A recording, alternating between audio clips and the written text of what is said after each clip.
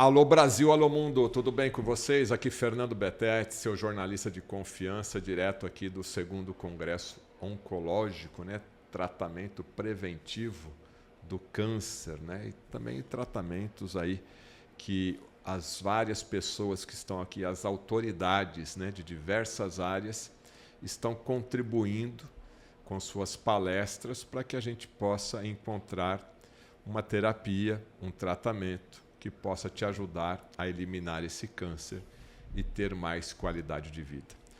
Nós vamos falar agora com um dos palestrantes aqui desse 2º Congresso Oncológico a respeito da importância da fototerapia, biofototerapia, que, como a gente já tem mais de 20 anos, né, o famoso laser, né, lá de trás, que a gente via, assistia nos programas jornalísticos, né, o laser está chegando aí para ajudar no tratamento. E o Dr. Conrado é um pioneiro, né, Dr. Conrado, nessa tecnologia, já enfrentou muitos desafios, né, até por ser pioneiro.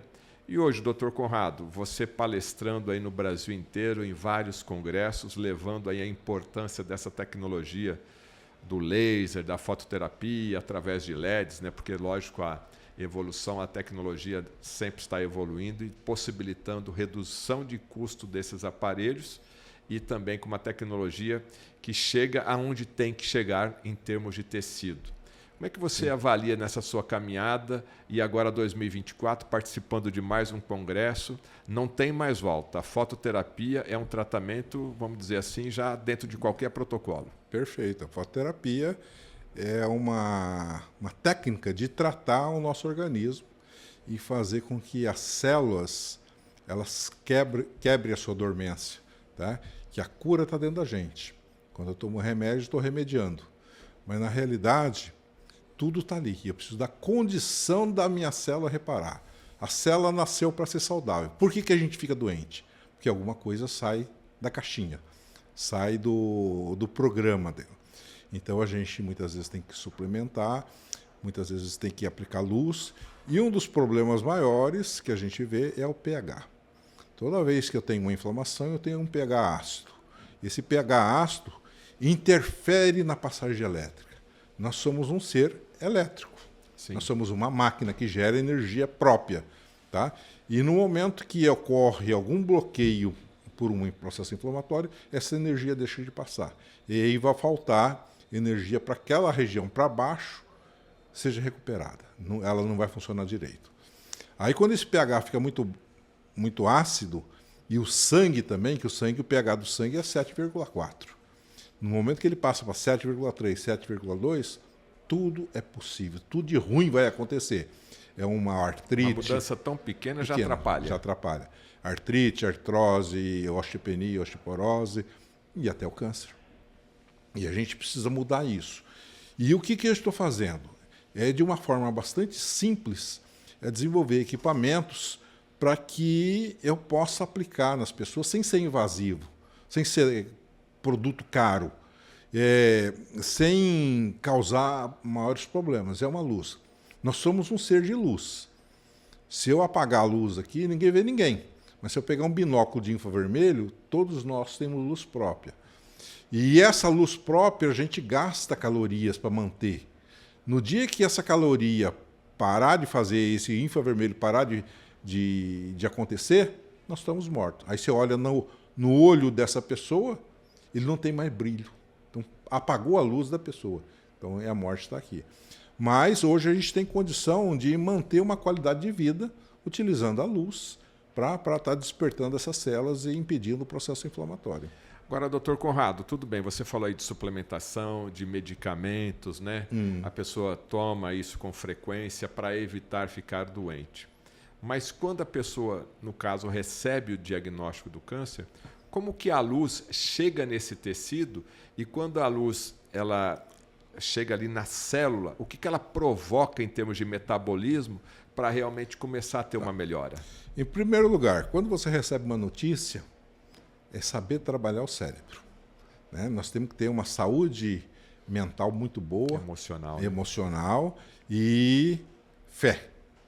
Ter um ponto de apoio que segure. Então, a partir de você tendo uma boa cabeça, você já começa a tratar por ali. Aí, no momento que você tem o câncer, por exemplo, o câncer é uma célula mutante. Era uma célula normal que vivia de glicose, carboidrato e oxigênio. No momento que ela se transforma, o câncer geralmente é uma célula que tem núcleo grande. E geralmente, quando você faz a quimioterapia, a radioterapia, ele ataca esse núcleo para matar. Só que quando você faz isso, tem outras células do corpo que têm núcleo grande. São as glândulas salivar, tireoide, pâncreas. Todas elas são células com núcleo grande. Cabelo, por exemplo, o folículo capilar, ele é cheio de células com núcleo grande. Que a primeira coisa que acontece é queda do cabelo, porque a quimioterapia está entrando em ação. Então você está matando células boas e células ruins. Tá? E só que quando você faz esse tipo de tratamento, você vai estar lesando outros órgãos. Você vai causar um pH ácido no corpo inteiro. E isso gera uma fadiga de órgãos. A pessoa vai perdendo peso, vai perdendo a força, até a capacidade mental. E aí entra em decadência. Porque essa medicação ela vai para o corpo inteiro. Para o corpo inteiro. Você está com um câncer ali na parte superior, vai lá no dedão do pé, o remédio vai e vice-versa. Não tem dúvida. Se a gente pudesse evitar a quimioterapia, mas é que é um protocolo já fechado, já tradicional. Então, daí que a gente está dando uma opção para a pessoa, que é a aplicação da luz. Que a aplicação da luz, o que acontece? Nós descobrimos que o câncer, ele vive em pH ácido e vive sem oxigênio, é uma célula anaeróbia. No momento que eu jogo o oxigênio dentro dele, a célula explode, ela morre, ela tem apoptose.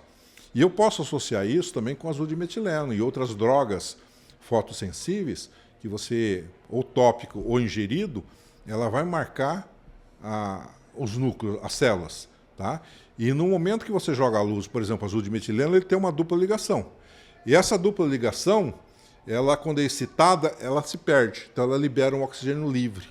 E esse oxigênio livre vai se fixar na primeira proteína que ele encontrar. E aí entra a célula em apoptose. Se acontecer isso numa célula normal, ótimo, que a célula normal vive de oxigênio. Mas numa célula tumoral, ele é fatal. Então, quando libera esse oxigênio numa célula cancerígena, aquela célula morre. Morre. Tá? Então, e bactérias também. No caso de fungos, onicomicose, essas coisas, são bactérias anaeróbias que vão absorver, vão marcar a membrana dela, e no momento que eu jogo a luz, libera o oxigênio e ele é tóxico, porque libera o oxigênio e essas células morrem. Bom, luz é vida. Então você está me dizendo que através dos seus aparelhos aí que você patenteou, que você estudou, que você pesquisou, essa luz, independente aí se é o laser, se é o LED, né? Eu sou leigo, né?